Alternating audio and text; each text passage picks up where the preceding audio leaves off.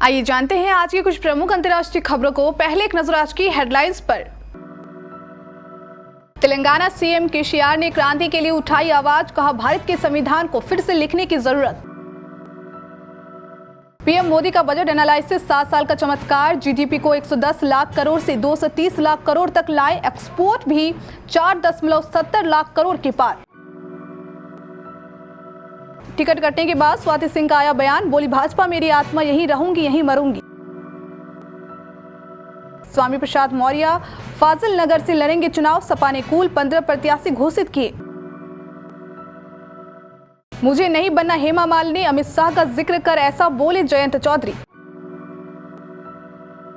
योगी के मंत्री की जगह भाजपा से टिकट पाने वाले राजेश्वर सिंह कौन है? अखिलेश यादव से इनके कैसे रिश्ते हैं?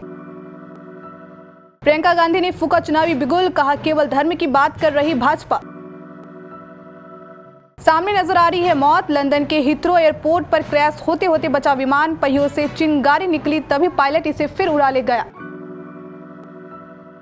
कपिल शर्मा ने शेयर की बेटे त्रिशान के पहले बर्थडे की तस्वीरें, कराया प्यारा फोटोशूट। सेमीफाइनल में ऑस्ट्रेलिया से भिड़ेगा भारत, ऐसे देख पाएंगे लाइव स्ट्रीमिंग और लाइव टेलीकास्ट।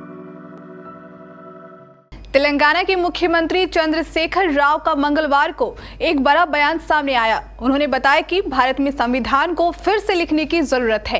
क्रांतिकारी सोच को बढ़ावा देते हुए कहा कि युवाओं को अपनी जरूरत के लिए ऊपर उठने और लड़ने की आवश्यकता है। सीएम केसीआर इस संबंध में महाराष्ट्र के मुख्यमंत्री उद्धव ठाकरे से मुलाकात करने मुंबई जा रहे हैं।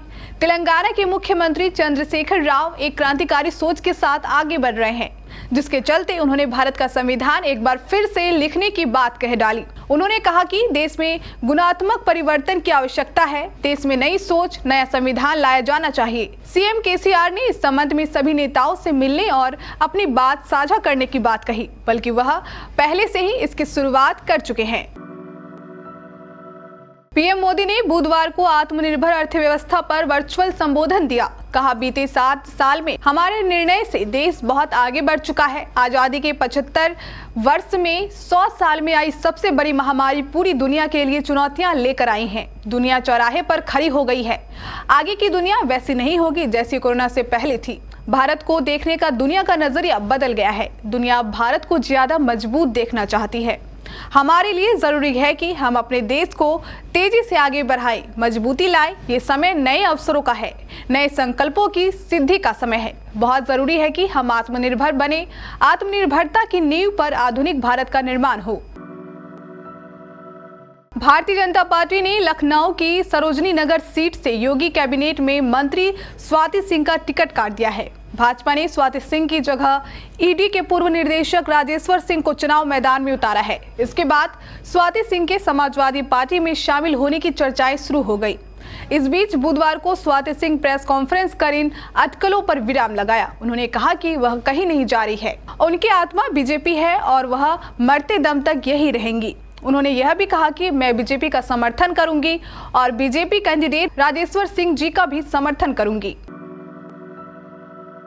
समाजवादी पार्टी ने बुधवार को यूपी चुनाव के लिए सुबह 3 तो शाम को 12 उम्मीदवारों की घोषणा की है। पूर्व मंत्री अभिषेक मिश्रा को सरोजनी नगर से मैदान में उतारा गया है। पूर्व मंत्री स्वामी प्रसाद मौर्य का विधानसभा क्षेत्र पडरौना से बदलकर फाजिल नगर कर दिया गया है। इसी तरह शिराथू से अपना दल के अध्यक्ष कृष्णा पटेल की बेटी पल्लवी पटेल को मैदान में उतारा गया है। बुधवार को शाम को जारी की गई 12 प्रत्याशियों की सूची में रायबरेली की 1, चित्रकूट की 2, प्रयागराज की 3, बाराबंकी की 2, बहराइच की 2 और श्रावस्ती की 2 सीटों के प्रत्याशी घोषित किए गए हैं। राष्ट्रीय लोकदल के मुखिया जयंत चौधरी भारतीय जनता पार्टी की ओर से ऑफर मिलने के बाद से लगातार इस बात से इनकार कर रहे हैं कि चुनाव बाद वह भगवा दल के साथ जा सकते हैं। मैं चौवन्नी नहीं जो पलट जाऊं कहकर बीजेपी के न्योता ठुकरा चुके जयंत चौधरी ने अब कहा कि उन्हें हेमा मालिनी नहीं बनना है। मथुरा में एक जनसभा को संबोधित करते हुए जयंत चौधरी ने यहां से बीजेपी की सांसद और अभिनेत्री हेमा मालिनी का नाम लेकर तंज कसा। उन्होंने कहा, आज इनकी जुबान पर मेरे लिए इतनी मीठी मीठी बातें हैं। योगेश को तो अमित शाह ने कह दिया कि आज जा तेरा हेमा मालिनी बना दूंगा और ना जाने कैसी कैसी बातें मेरे लिए भी कह रहे हैं। कोई प्यार कोई लगाव नहीं है हमारे लिए, और मैं कह रहा हूँ कि मुझे खुश करके क्या मिल जाएगा। मुझे तो नहीं बनना हेमा मालिनी। जनता के लिए क्या करोगे? उन 700 किसानों के लिए क्या करोगे? टेनी जी क्यों मंत्री बने हुए हैं? रोज सुबह उठकर आप नफरत घोलना शुरू कर देते हैं।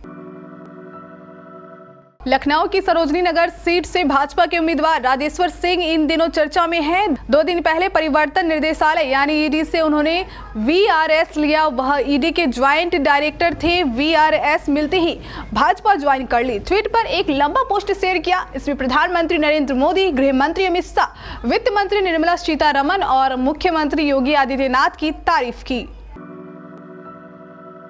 विधानसभा चुनाव के मद्देनजर कांग्रेस पार्टी की राष्ट्रीय महासचिव एवं स्टार प्रचारक प्रियंका गांधी बुधवार को देहरादून में एक नई चुनावी जनसभा व वर्चुअल रैली को संबोधित किया। उन्होंने 4 धाम को नमन कर अपने संबोधन की शुरुआत की। उन्होंने भाजपा सरकार पर हमला बोला और कहा कि 5 साल में भाजपा ने हर वादे को तोड़ा है। राज्य की महिलाएं महंगाई और समाज का बोझ उठा रही है।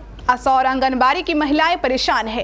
किसान, नौजवान और दलित परेशान हैं। कहा कि कांग्रेस के समय में उत्तराखंड में विकास हुआ है। भाजपा रोजगार की नहीं केवल धर्म की बात कर रही है। कहा कि कांग्रेस जनता के लिए काम करना चाहती है।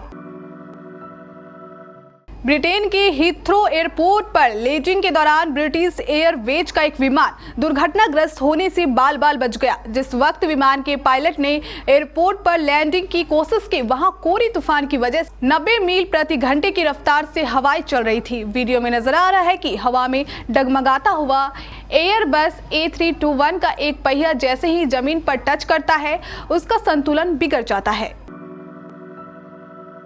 कपिल शर्मा शो ने अपने बेटे त्रिशान के पहले बर्थडे पर उसका फोटोशूट फैंस के साथ शेयर किया है। त्रिशान की बेहद प्यारी तस्वीरों में उनके साथ बहन अनायरा, दादी, मम्मी और उनके पापा भी दिखाई दे रहे हैं। कपिल शर्मा के बेटे त्रिशान 1 साल के हो गए हैं। कपिल ने उनका फोटोशूट करवाया है और सोशल मीडिया पर मजेदार तरीके से पोस्ट किया है। इसका कैप्शन काफी मजेदार है। इसमें लीड एक्टर त्रिशान को बताया गया है। आईसीसी अंडर 19 वर्ल्ड कप का दूसरा सेमीफाइनल मैच आज भारत को ऑस्ट्रेलिया के बीच खेला जाना है। पहला सेमीफाइनल इंग्लैंड और अफगानिस्तान के बीच मंगलवार को खेला गया था। इंग्लैंड ने 15 रनों से मैच जीतकर 24 साल बाद पहली बार अंडर 19 वर्ल्ड कप के फाइनल में पहुंचा है। भारतीय टीम की बात करें तो पिछले अंडर 19 वर्ल्ड कप में टीम उप विजेता रही थी और उससे पहले खिताब अपने नाम किया था। टीम इंडिया को ऑस्ट्रेलिया के खिलाफ जीत के प्रबल दावेदार के रूप में देखा जा रहा है। इसका एक कारण ये भी है कि भारत ने वार्म अप मैच में ऑस्ट्रेलिया को आसानी से हराया था।